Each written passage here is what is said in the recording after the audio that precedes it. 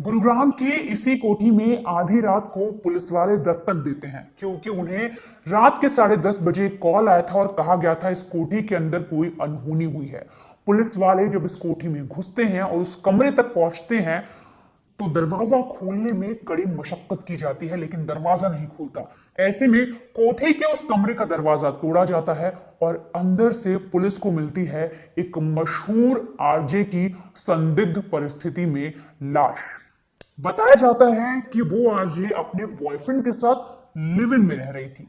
तो आखिर ऐसा क्या हुआ कि वो लाश संदिग्ध हालत में मिली? दरअसल आप अभी स्क्रीन पर कुछ तस्वीरें देख रहे हैं। ये है आरजे सिमरन।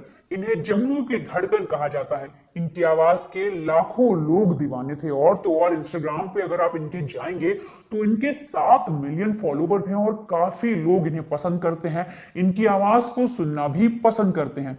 लेकिन अब ऐसे में आरजे सिमरन की लाश एक कमरे से संदिग्ध हालत में मिली है, जिस पर कई तरीके के सवाल खड़े हो रहे हैं और इनके फैंस काफी निराश हैं और पूछ रहे हैं कि आखिर ऐसा क्या हुआ कि सिमरन की मौत हो गई। तो दरअसल 26 साल की आरजे सिमरन जम्मू की रहने वाली हैं। इन्हें जम्मू की धड़कन कहा जाता है। इन्होंने अपनी पढ़ाई लिखाई की, इसके बाद ये रेडियो मिर्ची में काम करती हैं जम्मू में ही। लेकिन कुछ समय के बाद जब इनका काम करने का मन नहीं होता, ये सोचती हैं कुछ अपना किया जाए और इसीलिए ये 2021 में रेडियो मिर्ची से जो आरजे की जॉब होती है उसको छोड़ती हैं और उसके बाद दिल्ली आती हैं। लेकिन दिल्ली ये अकेले नहीं आती बल्कि अपने बॉयफ्रेंड के साथ आती हैं।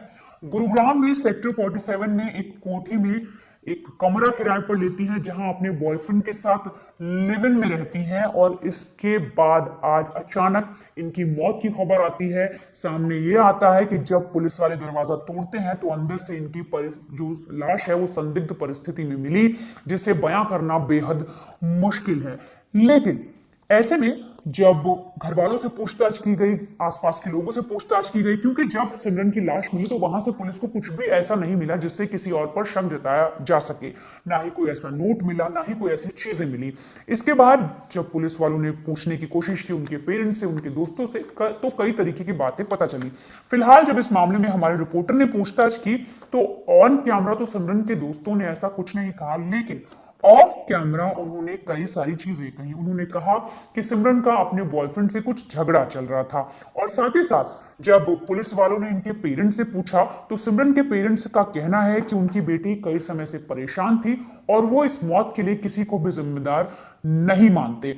आपको बता दूं कि जो सिमरन है उनके 7 लाख से ज्यादा फॉलोवर हैं और साथ ही साथ सिमरन ने अपना आखिरी पोस्ट जो इंस्टाग्राम पे किया था वो 13 दिसंबर को किया था, जहां पर वो एक बीच में है, एक गाउन पर है और बेहद शानदार दिख रही हैं। और इसके बाद 12 दिनों से उन्होंने इंस्टाग्राम पे कोई भी पोस्ट नहीं किया, जिससे ये जाहिर होता है कि सिमरन किसी परेशानी से गुजर रही थी और इसीलिए उन्होंने ऐसा कदम उठाया। आपको एक बार वो कोठी दिखाते हैं, वो कमरा दिखाते हैं और साथ ही साथ ये दिखाते हैं कि कैसे जो सिमरन है, जो एक्स आरजे थी रेडियो मिर्ची में, उनकी लाश मिलती है और उनके शुरुआती तफ्तीश में सामने आया कि सिमरन पिछले काफी लंबे समय से अपने लिव इन पार्टनर के साथ इस 3rd फ्लोर पर रह रही थी और बीते काफी समय से दोनों के बीच में किसी बात को लेकर झगड़ा चल रहा था। क्या कुछ वजह थी, अभी इसका खुलासा तो नहीं हुआ है, लेकिन गुरुग्राम पुलिस ने मृतका के शव को लेकर पोस्टमार्टम कराया। पोस्टमार्टम के बाद मृतका के शव को परिजनों को भी सौंपा है। लेकिन आत्महत्या के पीछे की गुत्थी को सुलझा पाना गुरुग्राम पुलिस के लिए इसलिए भी चुनौती बनता जा रहा है क्योंकि मृतका के परिजनों की तरफ से गुरुग्राम पुलिस को कोई शिकायत तक नहीं दी गई है। जरूर सिमरन के कुछ दोस्तों ने कैमरे पर ना बोलकर कैमरे के पीछे से जरूर बताया कि सिमरन अप्रैल मई के महीने में यहाँ पे अपने दोस्त के साथ आई थी और उसी के साथ लिव इन में रह रही थी और दोनों में किसी बात को लेकर, किसी छोटे मोटे विवाद को लेकर झगड़ा था, जिसको लेकर सिमरन काफी लंबे समय से परेशान चल रही थी।